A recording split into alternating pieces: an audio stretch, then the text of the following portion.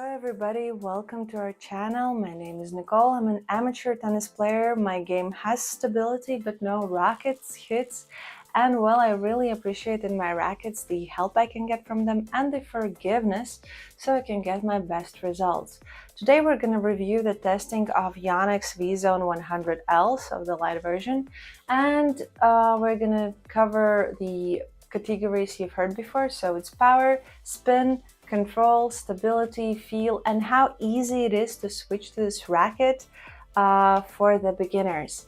And we also had 3 different setups for the testing. So 1 racket, same tension 23 to 22, but 3 different strengths. So RPM Blast, RPM Power, and Poly Tour Pro.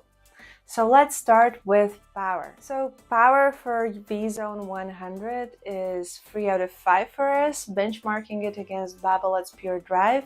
And it's good working medium ranges and giving the acceleration to the ball without any surprises, any additional unexpected power. However, it's not that forgiving if you're late in your footwork or if you have missed the perfect hitting spot here. So it's good choice for players who like to avoid the ball flying on its own, let's say, and having more of the controlled power, meaning less power you get from the racket and more of the one you put in yourself. Next category is spin. So spin for VCore 100, we're giving it 4 out of 5, benchmarking against Babolat's Pure Aero, which of course is just perfect for it. But it's really an awesome choice. You can go heavily and boldly on closing the racket, on putting that force in for getting that spin, and it is really a good choice because it always helps the ball land into the court and it helps the game going, and for me at my level that really is a savior. So here we're going with 4 out of 5. You do have to put a lot of wrist work and a lot of footwork, but it's very good for the spin. So 4 out of 5 for Yonex VCore here. Next category is feel. So feel for VCore, I'm rating at 3 out of 5 and benchmarking it against Gravity Tour. It's not that soft, it's not that velvety as you get. It feels nice in a way that you don't feel empty. The contact is light and informative, but to be honest, the feel is just not as smooth as you'd expect, but well, not really the feel racket here, right? So 3 out of 5 against the perfect Gravity Tour. Next will be control. So let's talk about control. So for control, we're giving it 3 out of 5 against Gravity Tour. You kind of have control with the VCore 100 as long as you have control yourself. So you can get the lines, you kind of can get the ball going where you want to, but as soon as you get a little bit emotional, it's all over the place and it's not really helping you here and having your back. So the Gravity Tour feels like your balls are on a thread, it's going where you plan to. Even when you get emotional, it's still around the areas where you were planning to. With this one, it will get you flustered in a way, so it will be just not helping you enough for me as a beginner. For example, it's not helping me enough in the control part of it, so only 3 out of 5. And the next one we're going to is stability. So stability for VCore 100 for me is also 3 out of 5. And here, well, it's good for the light version because I'm testing the light ones. Due to my wrists, I am playing the light ones. And it is good, sort of, but not really gonna be having your back as well. Just as for control, the stability, as soon as you get a heavy ball to receive, it really feels like it's just turning in your hand without you willing to do so.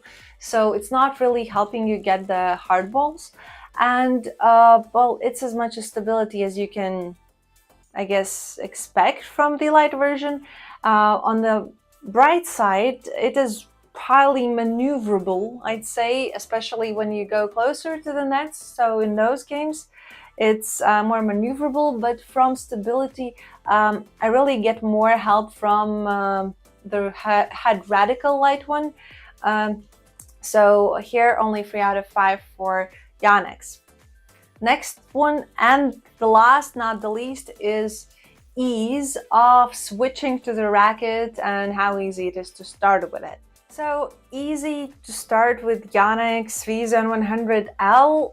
I'd say yes, so I'm giving it 4 out of 5 in this category. It's a really light racket, it's really easy on a swing for you, it holds the ball really good, and it is forgivable in a way, especially if you can do the spins and enjoy the spins and get the spins. So for my level, I'm really appreciating it for being forgiving in that way and helping to keep the game going when you're tired, when you're maybe not really good with getting with the power, but you will be good with getting the spin here. And well, yeah, it is very, very light. I know that the balance is moved to the head, but you cannot really feel it that much. So comparing to my personal favorite for the start is head radical. So there you can feel more of the weight going to the head, even though it's balanced the same. Still, this one feels much lighter. It doesn't give you that much help that you'd like to in the beginning with a head weight, but it is still very light, very easy, very maneuverable, and well, really could recommend it for the start, for the switching. It's very easy and friendly that way. So for ease of start, it's 4 out of 5. And at this point, we covered all of our categories. So let me tell you a summary for Yonex VCore 100. So we went through categories where we got power free, spin 4, field control and stability, all freeze, and the adaptability, or how easy it is to start to play with the racket, goes with 4. So total of 20 points. And what we can say is that the racket actually can be recommended for beginners, as it is easily accelerated, it is very maneuverable and friendly, and really helps you with spins. So if that's what you're looking for, it's a great idea to get the Yonex VCore 100 here. So thank you for watching, and don't forget to hit the subscribe. See you later.